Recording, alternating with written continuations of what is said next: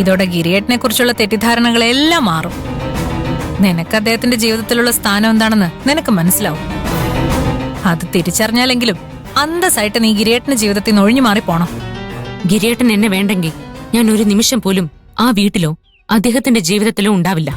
ഇങ്ങനെ വെറുതെ വാചകടിക്കാൻ ആർക്കും പറ്റും. ഞാൻ മാധവന്റെ മകളാ. എനിക്കൊറ്റ വാക്കേയുള്ളൂ. പെണ്ണുങ്ങളായ അങ്ങനെ വേണം.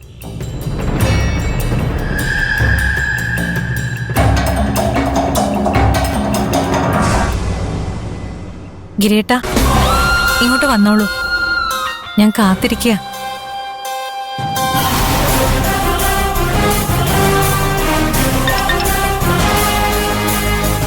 ഗിരിയേട്ടാ, ഇങ്ങോട്ട് വന്നോളൂ. ഞാൻ കാത്തിരിക്കുക.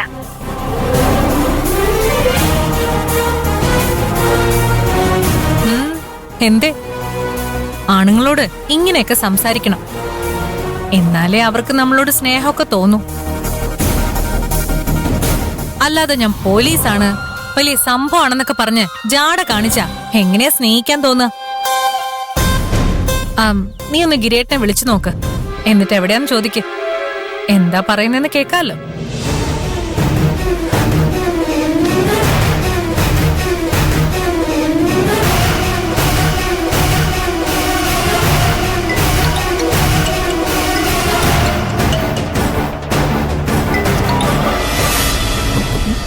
മഞ്ജു. ഹലോ.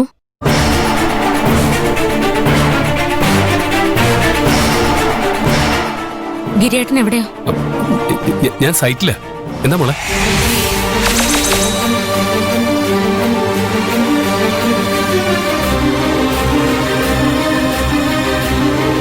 ഗിരിയേട്ടൻ ഉച്ചയ്ക്ക് സ്റ്റേഷൻ വരെ ഒന്ന് വരാവോ? എന്തെങ്കിലും അത്യാവശ്യമുണ്ടോ? ഇല്ല, ലഞ്ച് ഒരുമിച്ച് കഴിക്കാന്ന് കരുതിയാ. എനിക്ക് സൈറ്റിൽ കുറച്ച് തിരക്കുണ്ട് മോളെ. ഇന്ന് പറ്റില്ല, നാളെ പോയാലോ? ആ ശരി. നീ സ്റ്റേഷനിൽ തന്നെയല്ലേ?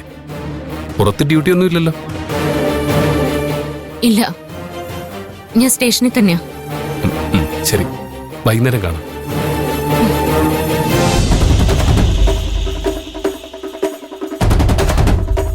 നുണ പറഞ്ഞത് കേട്ടോ?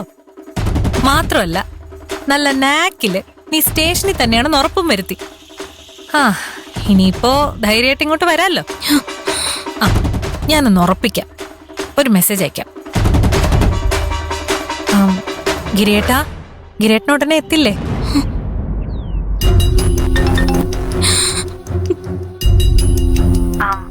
ഗിരിയേട്ടാ, ഗിരിയേട്ടനുടനെ എത്തില്ലേ?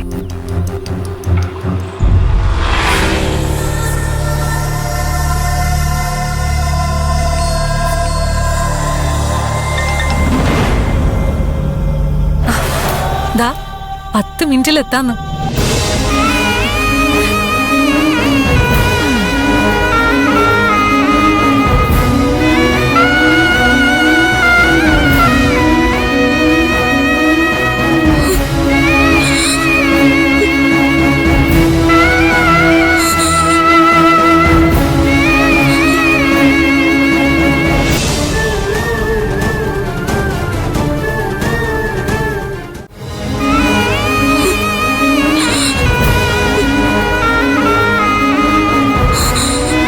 എന്തായാലും വന്നില്ലേ, അകത്ത് കയറിയിരിക്കെ.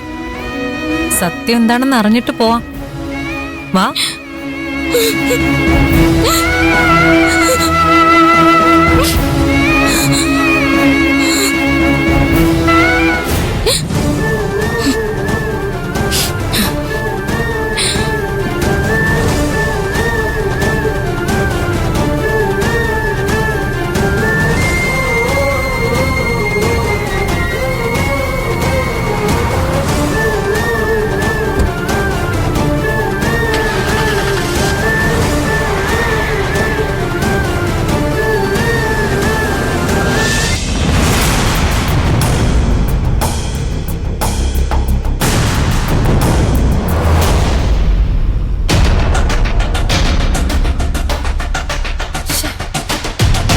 എന്തുപറ്റി? ഇപ്പൊ നിന്റെ ആത്മവിശ്വാസമൊക്കെ എവിടെ പോയി? 10 മിനിറ്റിൽ വരാന്ന് പറഞ്ഞിട്ട് ഇപ്പൊ മണിക്കൂർ 2 ആയി. നീ വിളിച്ചിട്ട് ഫോണും എടുക്കുന്നില്ലല്ലോ. നീ എന്തെങ്കിലും പറഞ്ഞ് ഗിരിയേട്ടനെ ഭീഷണിപ്പെടുത്തി ഇങ്ങോട്ടേക്ക് എത്തിക്കാന്ന് കരുതി കാണും. പക്ഷേ ഗിരിയേട്ടൻ നീ വിചാരിച്ച പോലെ ഒരാളല്ല. നീ എത്രയൊക്കെ പ്രേരിപ്പിച്ചാലും അദ്ദേഹം ഒരിക്കലും തെറ്റ് ചെയ്യില്ല.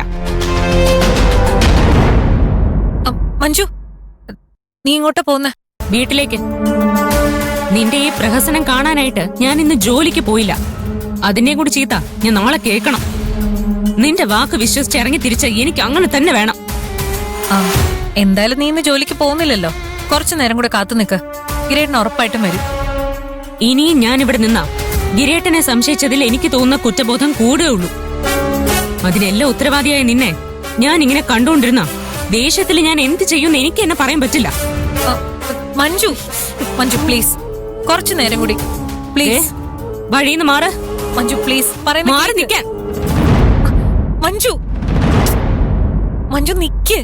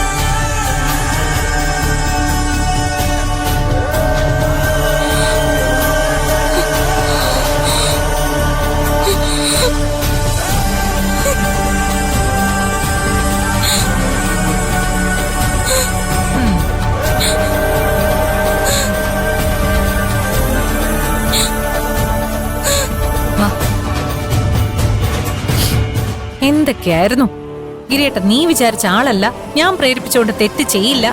എന്നിട്ടിപ്പോ എന്തായി? നീ പറഞ്ഞതുപോലെ തെറ്റ് ചെയ്യില്ലായിരിക്കും. പക്ഷേ ഗിരിയേട്ടൻ എന്നോട് തോന്നുന്ന ഇഷ്ടം ഒരു തെറ്റായി തോന്നില്ലെങ്കിലോ?